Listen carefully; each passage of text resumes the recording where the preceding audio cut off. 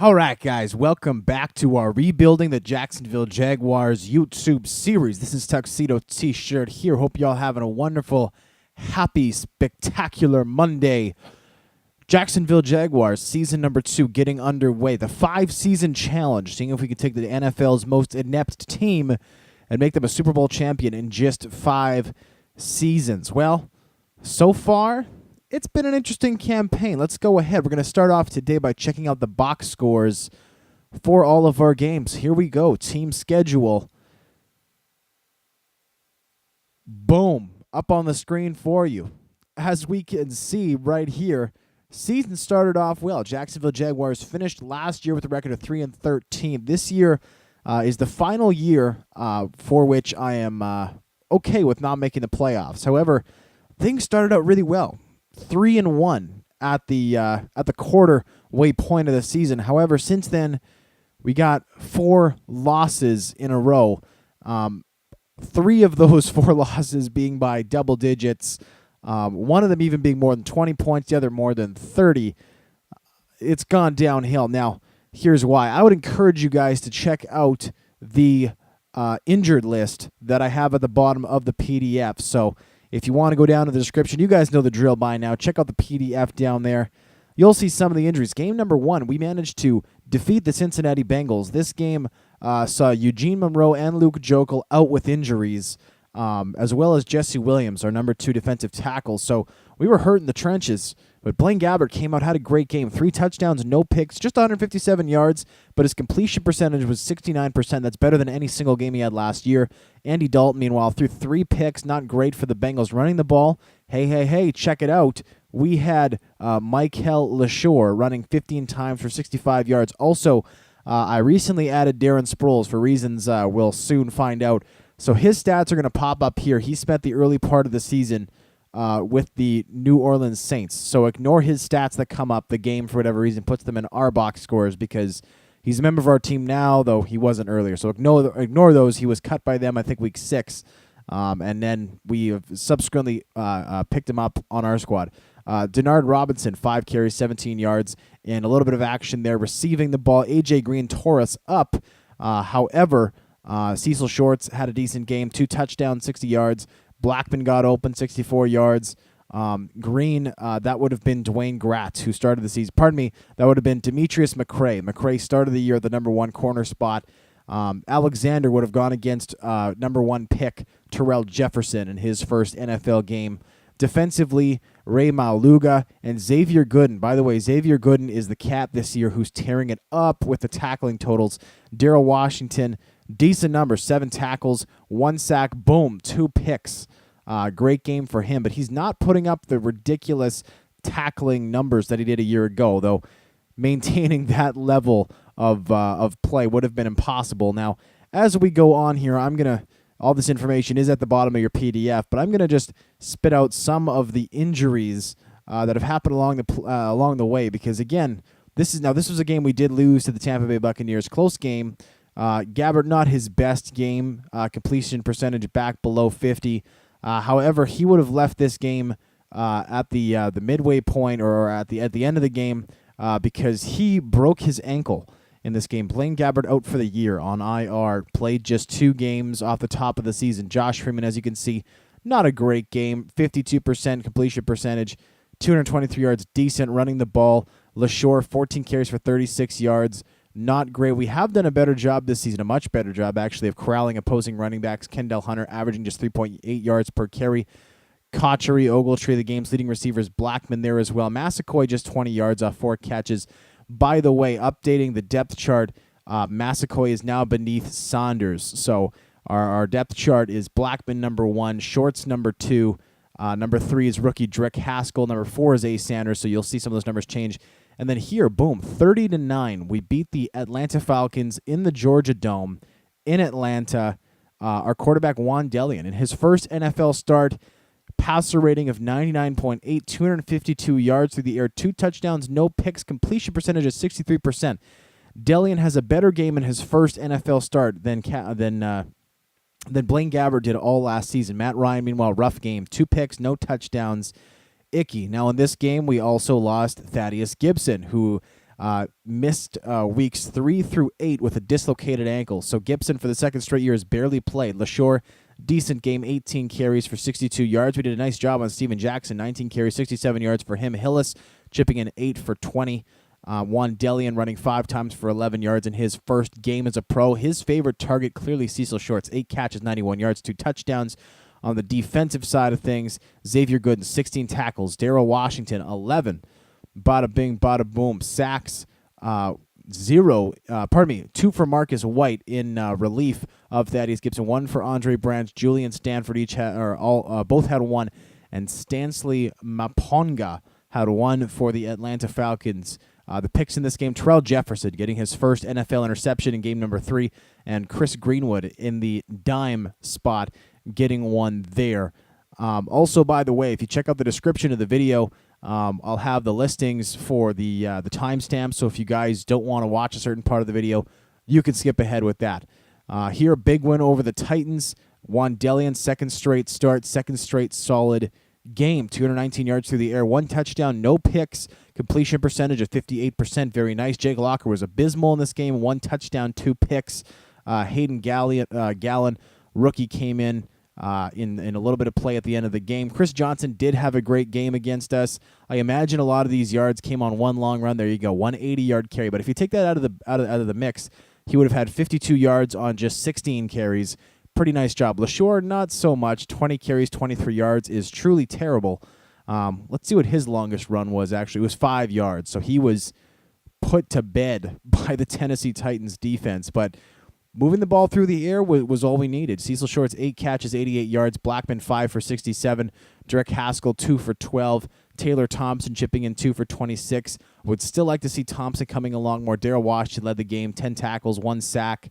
The rest of the sacks in this one went to 2 for Camarion Wimbley, 1 for Washington, 1 for Patrick Micallef of the Titans. Interceptions in this one, 1 for rookie sensation Jonathan Cyprin, 1 for newcomer Wesley Woodyard. And I suppose I should be updating the kicking for each game, though I will update these stats later. 48.2 yards, very nice statistic for our punter, Brian Anger. So kind of the tale of 2 seasons here. As you can see so far, Delian, 2 starts, 2 very good performances, but now the injuries start to pile up. Eugene Monroe missed week 6 through 8 again. He's also injured. This is his 3rd injury this season. Shortly after coming back, he was healthy for week 9, but then he missed weeks, he's starting to miss games now, 10 to 14, 5-game stretch, those weeks with a knee cartilage tear. Also out, Andre Branch, 6 to 9. Brandon Mosley, 6 to 10. Jesse Williams, 8 to 10. Darrell Washington out weeks 8 to 12 with a broken hand. So you can see Linval Joseph out weeks 10 to 14 with a broken hand. Jason Slowey, center, out weeks 10 to 14 with a dislocated knee. Mikel LaShore out weeks 10 to 16 with a dislocated ankle. These are all on the PDF. And these all start to come into play. As you can see, we did get beaten by the Texans badly, missing out. But again, during the game, Monroe, Branch, and Mosley they missed the whole game. They went down during the Titans game. We fought through it, but 3 linemen on a team, 1/3, 3 of it are starting 9 linemen, offensive and defensive guys, went down and missed week 6. Week 7, we fought through. We were close, but then week 8, just a big bundle of new injuries. Williams and Washington, who's the most key part of our play or of our team, and then week 9, partway through that game, Monroe, Joseph, Slowey, and LaShore go down, and so the results went with them. What turned out to be, or what looked to be a promising season, has turned out to be a bit of a disaster with all these injuries, particularly to our linemen. The only player who stayed healthy for us along the offensive line is rookie left guard Keithan Cross, the only guy who stayed healthy on that side of the ball. And on defense, all 4 of our defensive linemen, starters, have missed time. Frustrating indeed. Delian, 212, 1 pick. Completion percentage of 75%, though Shaw was a little better. Not great, but good enough to take the win. Foster, we held him tight. LaShore, 12 carries for 34 yards. Receiving the ball, Andre Johnson took over a little bit, 96 yards, but Dirk Haskell, boom, 6 catches, 68 yards. Nice game for the rookie. I will catch up on all the season stats right after the box scores. Daryl Washington, 15 tackles, 1 sack. He's been a dynamo this season. He will not match his tackling totals for the rest from last year, but still so good. Picks, 1 for Ed Reed. Kicking, you know what, I'm going to update kicking after. This is cool. I've gotten some requests for this series to try and get the Monday videos down in time a little bit, so I'm trying to just see where I can clip some time where I can, because I always talk too much. Juan Delian, this game, the only guy who really kept us close in this tight 3-point loss to the Baltimore Ravens. Delian, 216, 2 touchdowns, 0 picks. Completion percentage of 56%. A lot of pressure putting a rookie in a situation where they have to throw 46 times in a game, but he definitely outplayed Flacco. Ray Rice, 32 carries for 118 yards. LaShore, 14 for 24. Lackluster, to say the least. Receiving the ball, Mario Manningham led the way in the game.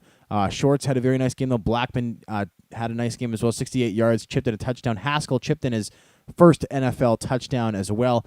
Daryl Washington, Perry Riley. This was the game that saw Washington go down. So Washington, 8 tackles before he got hurt. Perry Riley, the backup middle linebacker, had 8 in relief of Mr. Washington. Sacks in this one, 0 picks in this one. The only one in the game went to Antoine Blake, starting free safety. That tight loss. And here's where the wheels, as I've said, with the injuries, just came off. We lost in Indianapolis to the Colts, 38-13. Huge blow. In this one, Andrew Luck had a solid game, 2 touchdowns, 1 pick. Juan Delian, nice job with the yardage, 263. Completion percentage, though, 41%. Had a touchdown, but 3 picks. The picks starting to pile on for him. Ahmad Bradshaw, 17 carries, 91 yards. Mikel LaShore, 13 for 53. One of his better games for what's been a pretty disappointing season for him. Justin Blackman took over this one, 9 catches, 179 yards, and a touchdown. Beautiful numbers for him.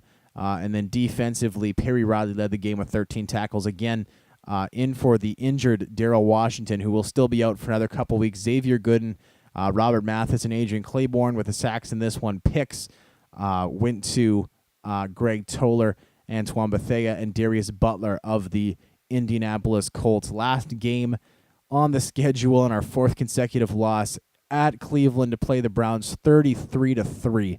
An absolute smackdown from a Browns team that came in struggling. And here's the reality. Juan Delian, 3 picks, no touchdowns. Second straight 3-interception game.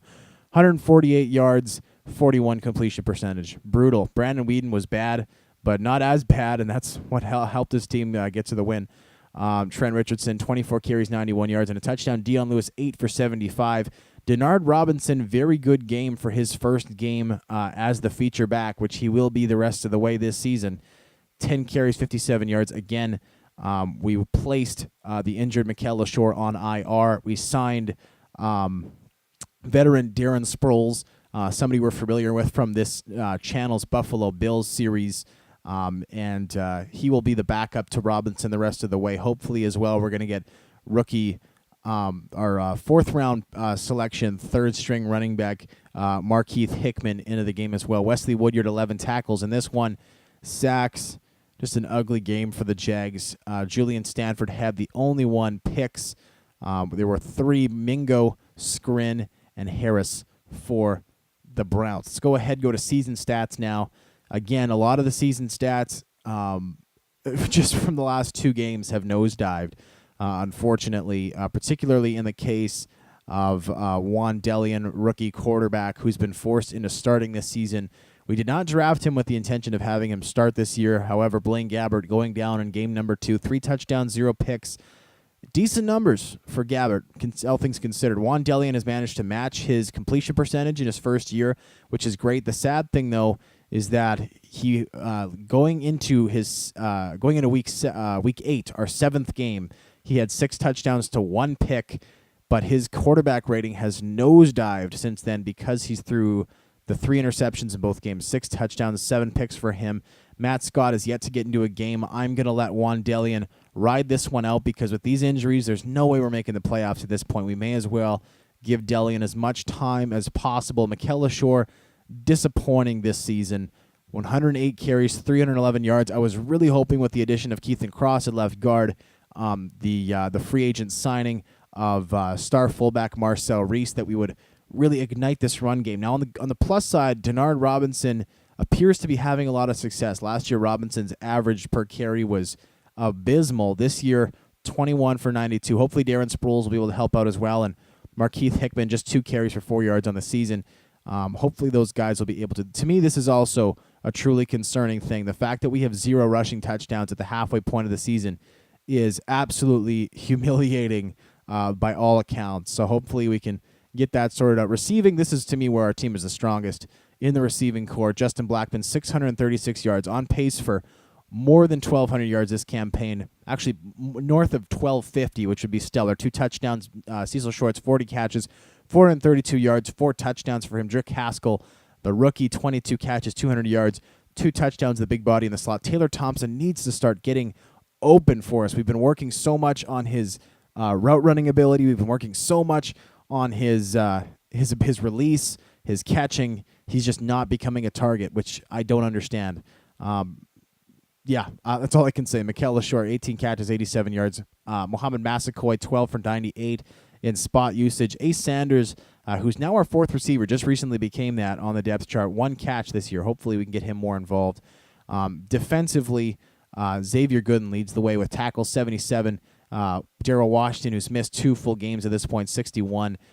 Rookie sensation Jonathan Cyprin with 41. Perry Riley, and you can see the impact he's had since coming in to start for the injured Darrell Washington with 39. He's a tackling machine. Sacks on the campaign. Well, let's do tackles for loss first. Tackles for loss, leading the way is Linval Joseph with 8. Even in missed time, both of our defensive tackles, 8 and 5. Very, very nice numbers for them. Sacks, Darrell Washington, Julian Stanford leading the way from the linebacking core with 4. Gooden with 3. Branch with just 2, which is disappointing because Branch, though he did miss serious time, he missed 4 games with broken ribs. 2 in the 4 games he's played is not enough for a pass rusher like him. Marcus White, his backup with 2 in that spot time. Wynn with 1, Gibson with 1. Gibson has only played in 2 games this year. He will be back for the second half of the season before he likely gets injured again, because that seems to be what everybody's doing these days. Picks, 3 for Washington, 1 for Greenwood, 1 for Woodyard, 1 for Jefferson, Blake, Gibson, and Jonathan Cyprin. Kicking, Josh Scobie's numbers, not great. 13 of 17. He did nail a 54-yarder, but 76% not good enough for us. Brian Anger, 62 punts, 46.5 yards per punt. Very nice. Kick returns, Dexter McCluster, not having a ton of success, unfortunately. His average about on par with Ace Sanders, who, granted, Ace Sanders' numbers have improved since last season. Would have liked to see a little more. Darren Sproles likely going to get some time there. Punt returns, again, McCluster, average not great, but he did get our first return touchdown of this franchise since we took over a season and a half ago. So those are the season stats. Let's go quickly now to Pro Bowl update and awards. Just see what's going on there. See if any of our guys have a listing. I did not check beforehand to see if we are up in the race for any of these major awards. MVP Russell Wilson of the 8-0 Seahawks. My goodness. Derek Gletzer, the rookie quarterback for the Vikings, who he has that team sitting at 8-0 as well. Matt Schaub of the 7-1 Texans. Josh Freeman of the 7-1 Bucks. Amazing that in real life, Schaub and Freeman washed out in 2013, and now here in this game in 2014, they are almost the MVP. Pretty phenomenal. AFC. Oh, by the way, we should check out the Coach of the Year, though I don't see our head coach being on the list. Pete Carroll on that list with Terry Corrigan and Greg Schiano. Again, great irony in that. Offensive Player of the Year. We do not have anybody on the list. Tom Brady there. You can read through these lists by yourself. Justin Houston, the projected winner of this award. After that, we do not have any Jaguars. Actually, I apologize, Darrell Washington there, though he will soon be off the list because he's missing such extensive time. Offensive Rookie of the Year, Juan Delian, second on the list behind Thomas Bodison of the Oakland Raiders. Hopefully Juan Delian can continue with his playing time, make the most of it. Drake Haskell also on the list at 7th. Defensive Rookie of the Year, Terrell Jefferson, just 4th. Disappointing. Also, I should mention, Terrell Jefferson just surpassed Demetrius McCray on the depth chart. Jefferson was playing second, or the second corner spot all of the first half of the campaign. Right now, though, he is going to be starting for the rest of the way at the corner spot as the number 1 guy. So we can expect bigger and better things from him there. Best QB, Tom Brady. Not surprisingly, no Jags on the list. Best running back, again, no surprise in no Jags being on the list. Chris Johnson leading the way for the Titans. Best wide receiver, James Jones of the Indianapolis Colts. Justin Blackmon sitting in 8th. Hopefully we can get him moving up the list. No Jags to see. Luke Jokel sitting in 10th at the very bottom. Did not see him there. Dwayne Brown of the Texans leading the way for best offensive lineman. Best defensive lineman, Kamarion Wimbley of the Titans. Former Cleveland Brown sitting atop that on the AFC list. No Jags to report. Best DB, Kyle Arrington of the New England Patriots. There are no Jags to name. And then the kicker, Phil Dawson of the Cincinnati Bengals leading the way. And unfortunately for him, no Josh Scobie. We'll quickly go over to Pro Bowl voting. By the way, I'll go through all of the NFC awards at the end of the season. So next Monday, you guys can check those out. Here's the AFC Pro Bowl team as it's projected. Again, we won't go through the NFC today. We'll go through them the next time around when all the lists are actually finalized. Brady, Schaub, and Flacco are the quarterbacks. Halfbacks, Johnson, Rice, and Woodhead. That's kind of a surprise. Michael Robinson, Lonnie Pryor, the fullbacks. James Jones, A.J. Green, Golden Tate, Mario Manningham, Torrey Smith, Andre Johnson, Josh Cribbs, and T.Y. Hilton, the receivers. Antonio Gates, Owen Daniels, Rob Gronkowski, the tight ends. Solder, Brown, Osmali, Capers, Myers, Gradkowski, Yanda, Williams, Orr, and Newton, the offensive lineman. Defensive lineman, Wilkerson, Williams, Wimbley, Schultz, Hatcher, Darius, Casey.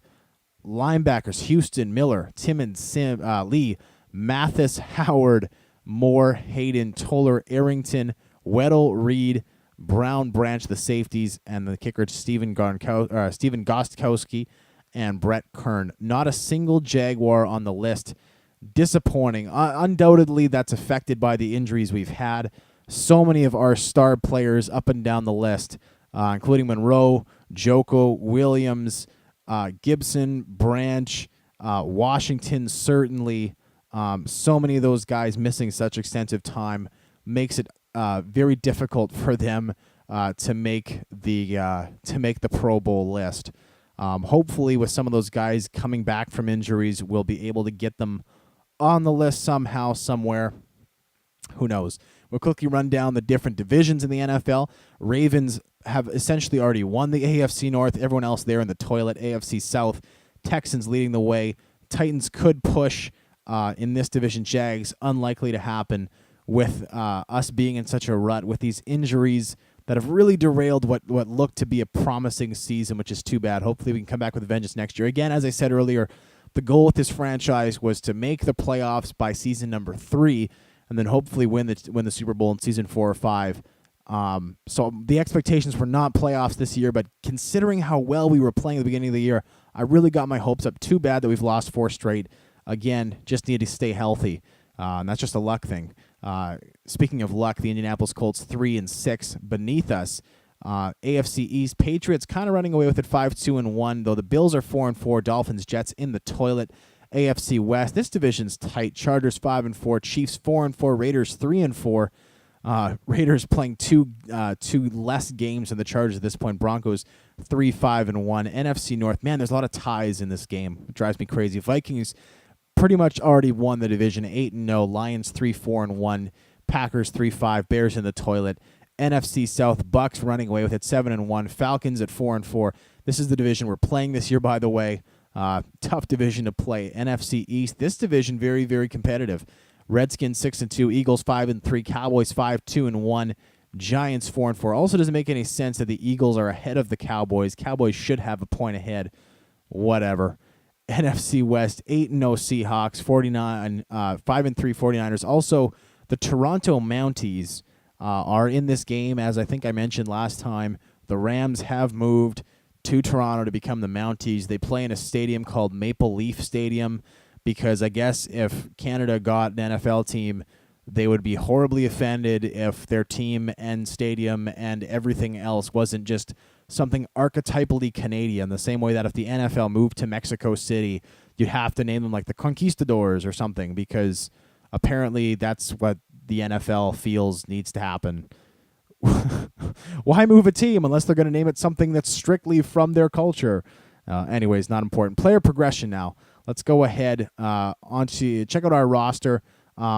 we didn't see the same jumps that we did last season with this player progression. Reason being twofold. First of all, last year with us being able to upgrade so many dudes' awareness just like crazy to start things off, we saw a lot of growth really quickly. And that's just not the case because so many guys have their awareness up already now. We didn't see a ton of growth across the board. The other part of it as well is that I spent a lot of points this past time on consistency across the board. I didn't want to have anybody on the roster whose consistency wasn't at least 2. For those of you not familiar with the upgrade, the player progression process, you upgrade player consistency by paying between 4,000 and 5,000 points to get them up a level, and they max out at 4. They start at many players start at 0. Some of them start as high as 2, but you generally have to buy at least the last 2 upgrades.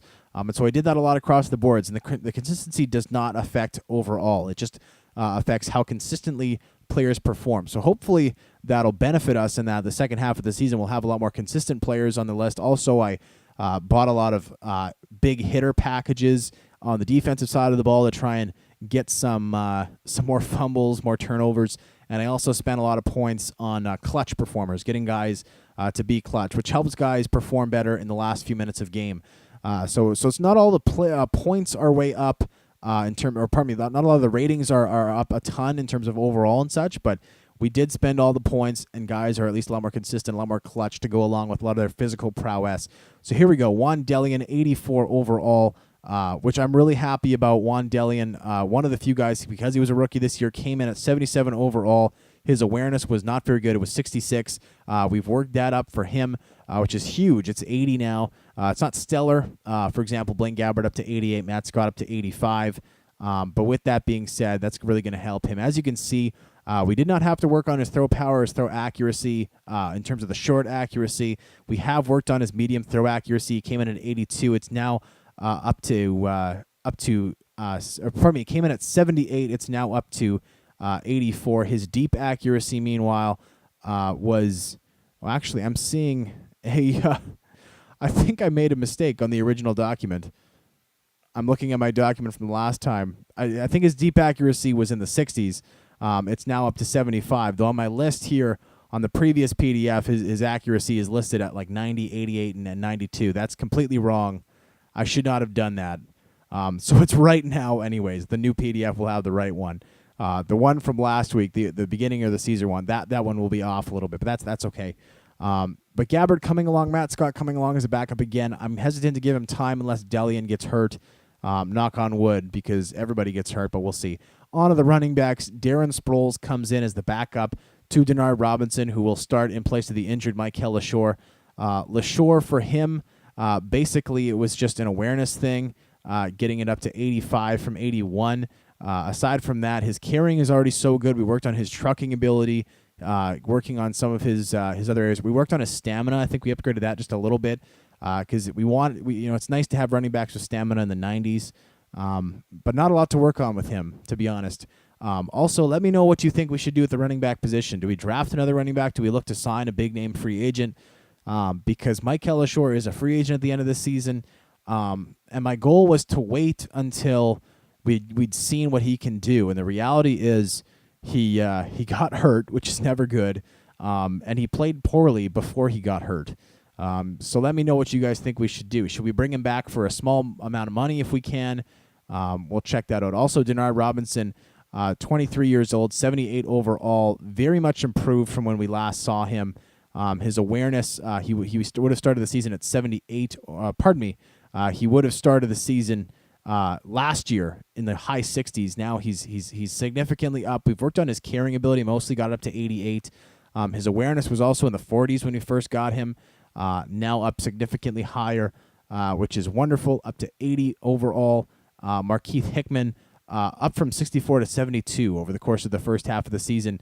For him, it's just been a matter of carrying ability because that started off in the mid-70s, and awareness, which is pretty standard for your rookie running backs. Fullback Marcel Reese was dominant when he got here. He's still dominant, up to 99 overall from 95. For him, we've just worked on his run blocking ability. It came in at just 75, which is kind of surprisingly low. And for him, we've managed to get that up into the, I think, the high 80s, if I can find it here. There we go, 85. for him. Wide receivers, not a lot to be done here. Cecil Shorts, 89. Justin Blackman, 89. Both of them came into the season in the mid-80s after ascending to, I think, 90 during the season last year. Hopefully we can prevent them from sliding that far down again. Drake Haskell, very nice, up to 84 from 80. Again, like a lot of rookies, it was an awareness thing first and foremost, but his catching abilities also improved. He came in with 74 raw catching ability, up to 83. He was also, we haven't touched his catching in traffic because that was his big thing. If you can find a cat who's 6'4" and can catch in traffic, he's always going to be successful in the slot, which is where he's been playing. Ace Sanders came in at 79 overall, now up to 80. Mostly just a catching thing for him, working on his hands and his route running. His route running was, I think, in the 50s when we first got him. There's still some areas to work on his release. To me, the second half of the season will have to show me whether or not Sanders has value down the stretch. Corey Fuller came to us as a free agent after the fact at the beginning of the season. He's up to 78 overall from 75. He was brought in just because he's got solid speed, 94 speed, and he's 6'2", so he's a decent size. We've worked on his hands, up to 80 from 73. His catching in traffic up to 72 from 69. He's really just a depth guy, developmental guy, just 24 years of age. But nice to have him. Massaquoi, at this point, is strictly depth.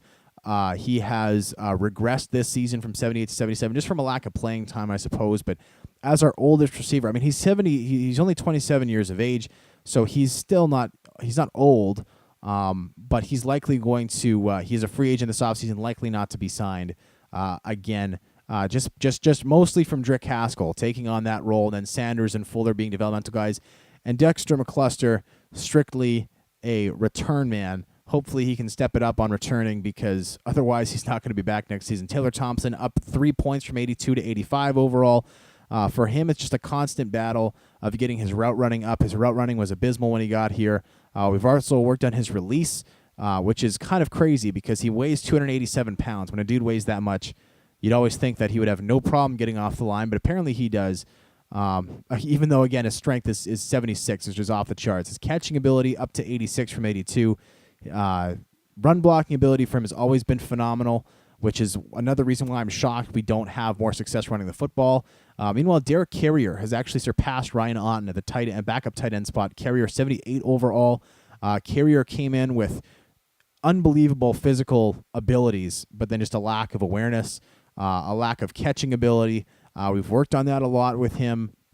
His catching up to 82. When he came to us, his catching was in the low 70s, so we've worked his way up, and he might start to press for playing time depending on Thompson's success. All of our tight ends are 24 years of age, so they're developmental guys. Ryan Otten improved from 76 to 77. Needs to start getting his stuff together. His run blocking was terrible when he got here, but it's getting better. It was 60. It's up to 69. Needs to continue to improve, though, for him to stick around. Eugene Monroe's biggest flaw this season has just been the fact that he cannot stay healthy. He's still at 89. Marcel Jones up to 76 from 74. He's had a lot of playing time. His pass blocking to start off the year was 84 up to 85. His run blocking was 75 up to 80. Nice job for him, I suppose, in the wake of Eugene Monroe's many injuries. We'll see how that continues to go. Keithan Cross up to 84 overall from 80. Doing a nice job. We've worked on his run blocking ability up to 87 from 86. Pass blocking up to 82 from 76. That was his biggest issue to start things off. His awareness also was 75 when he got her up to 83.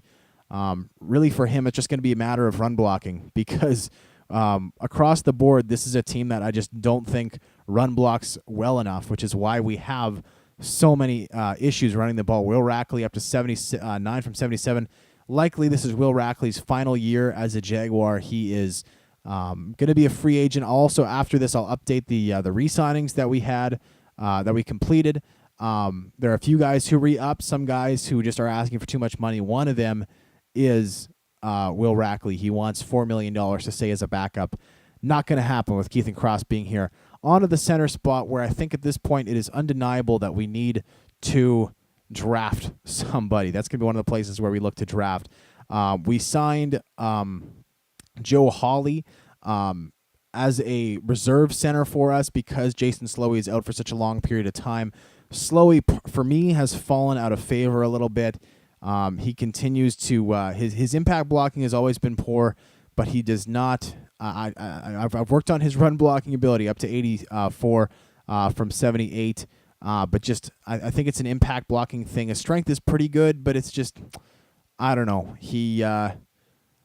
I'm just not crazy about his game. I would love to bring in a big mauler to come in and fill in that spot. Slowey did sign with us last year for 4 years, $7.6 million, which is decent center starting money. It's not. It's okay, but there were just $600,000 guaranteed dollars in that deal. So if we were to trade him next year, we'd eat $450,000 of that, which to me is worth it if we can get some value for him in return.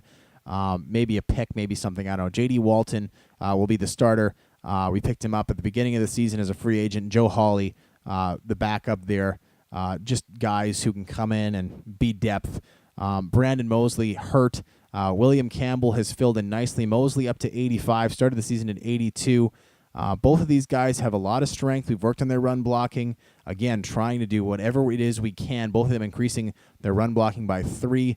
Also, Brandon Mosley getting a bit of a boost, 2 points in the pass blocking area. Also, 2-point boost in the awareness area. Just trying to do whatever it is we can to spark the run game on this team. Luke Jokel up to 91 overall, the right tackle spot, up from 89.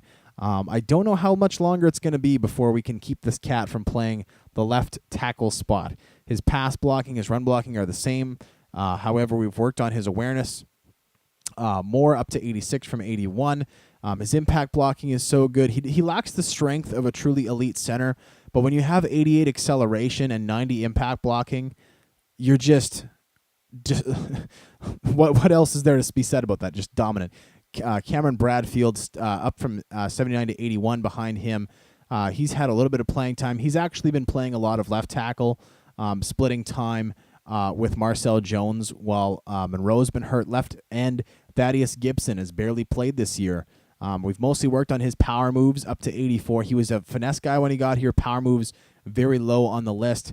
He needs to start living up to that contract extension we gave him. The best way for him to do that is to start getting to the quarterback. Hopefully, his play recognition upgrade will help that. His play recognition was 56, I think, when we started the season, now up to 80. Billy Wynn behind him, 70 overall. Billy Wynn gets to the quarterback whenever he plays. Despite his low overall rating, we need to make that work. Andre Branch, 85 overall, up from 82, though he's same as last year, got hurt and then has not played very much, and when he has played, he hasn't got many sacks. Andre Branch is in the last year of his contract. Next year, he's going to want a big upgrade. Personally, this is a place where I'm looking to maybe draft a dominant pass rusher, plug him in here, and then trade Andre Branch for a high pick. Could be addition by subtraction. Who knows? Marcus White has actually, as you saw earlier, been just as successful in sacking the quarterback as Branch has this season. As much as his numbers improved, it's just the on-field progression doesn't come with it. Linval Joseph, this season for him, he's one of those guys he's reached such a pinnacle that he's actually hard to upgrade. We work on his power moves, getting them up to 89, but really aside from that, he's just so dominant. 91. He stayed at 91 overall. Will likely stay there forever, but who cares? He's dominant. All he has to do is stay healthy, which is weird that it's an issue for him because his injury rating is 87. Jesse Williams is 85. It's not. Those aren't elite numbers, but still, I mean, it's rare for defensive tackles to get hurt anyways. Jesse Williams up to 87 overall from 86. For him, it's mostly been power moves, getting them up into the 80s. He was in the high 70s when he started this campaign. Roy Miller, another guy who wants big money to come back. Likely won't, but he's still a decent player. Might have trade value at the draft. Who knows? And then Brandon Diederich, 80 overall rating, 27 years of age, up from 78 overall. Worth to me the $900,000 a year we paid him for the next 3 years last season. Wesley Woodyard still actually regressed a little bit, down to 85 overall from 88. I'm not sure why. His tackling ability is phenomenal. Hit power's phenomenal. Speed. He lacks strength for a linebacker, but he is just such a physical player. His pursuit is 95. When you're able to get to guys that quickly, not sure what his issue is. He's also a wonderful cover guy for an outside linebacker. Julian Stanford, As much as he struggled last year, has really improved, up from 76 to 81. He's another guy whose play recognition was in the toilet, has since been fixed, which I guess probably goes a long way to explaining his progression. Stanford, one of the three guys who just re-upped with us. I'll get to that in a moment. Daryl Washington, unfortunately, hurt, as we described. Another guy who is just so dominant. We've worked on his tackling a little bit, but my goodness, he's so stellar. It's hard to find anywhere where he needs an upgrade. It's it's a very nice problem to have. His backup, Perry Riley, has stayed at 78, though his play's been phenomenal. Underrated guy. Doesn't have the same physical abilities as Daryl Washington, but my goodness, can he ever play? Daryl Washington, one area where I know we upgraded him, we got his strength up by 4, because strength upgrades are extremely expensive, but hey, they're worth it sometimes. Xavier Gooden, up to 87 from 82. He has taken the biggest step for us on defense this year. His tackling up to 92 from 90. Just my goodness. We also gave him the big hitter trait, so hopefully he'll be popping some fumbles here and there. He is just so dominant. We've worked on his power moves. Hopefully he can become a bit more of a pass rusher. But wow, so good. Torrey Meyer, our one of our picks this year. I think he was a 4th rounder, up to 72 from 67. His biggest thing is that he couldn't tackle when he got here. It was 69 in the tackling department, now up to 82. I don't think he'll ever be a starter, but he could be a decent depth guy. Terrell Jefferson, now officially the top dog in the corner, on the corner section of the depth chart. For him, it's mostly been a matter of awareness.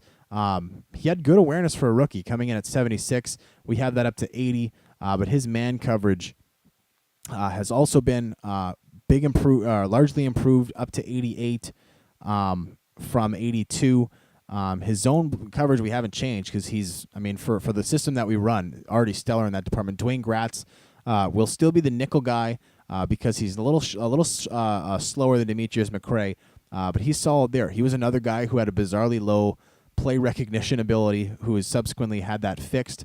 Demetrius McCray will be the second corner the rest of the way. I just like that he's a little bigger, a little faster than Gratz. His coverage skills are a little worse, but that's okay because a lot of the slot guys are really solid route runners, and that's where we want Gratz anyways. Chris Greenwood, an excellent reserve, 85 overall, up from 79 at the beginning of the year. Very much improved. We've got his man coverage up from 80 to 85, as well as his play recognition. He's just a physical freak. 96 speed, 98 acceleration, or pardon me, 94 acceleration. Just nothing this guy can't do. 98 jumping. That's what I remembered. Phenomenal stuff. Jeremy Harris and DeMarcus Van Dyke, 2 projects that are coming along really well. Jeremy Harris up to 79 from 77. DeMarcus Van Dyke up to 79 from 73. His man coverage abilities when he showed up were 74, now up to 80. In addition to that, we've just upgraded his awareness by about 1 billion. That was a very low number to start things off. Same with his play recognition. We've worked on all that. And he's a dude with a crazy, crazy, crazy speed and size. 6'1", pretty decent size for a corner to do some damage. Antoine Blake, hugely improved player, up to 90 from 84. Just 24 years of age. Another guy with just speed to burn. His coverage skills in zone up 1 from 85 to 86. Mostly for him, though, it's been tackling. His tackling was in the 50s when we picked him up, now up to 76. We also gave him the big hitter trait, so hopefully more fumbles from the free safety spot. Josh Evans is back up to 82 from 79, which is very nice. Rookie sensation Jonathan Cyprin, 80, still 90 overall. Did not improve his overall rating. However, he is now a 4 consistency, one of those guys who got that upgrade. Also is a clutch player because, again, when guys just get this good, when they become hard to upgrade. We did upgrade his tackling a bit. We upgraded his zone block or zone coverage.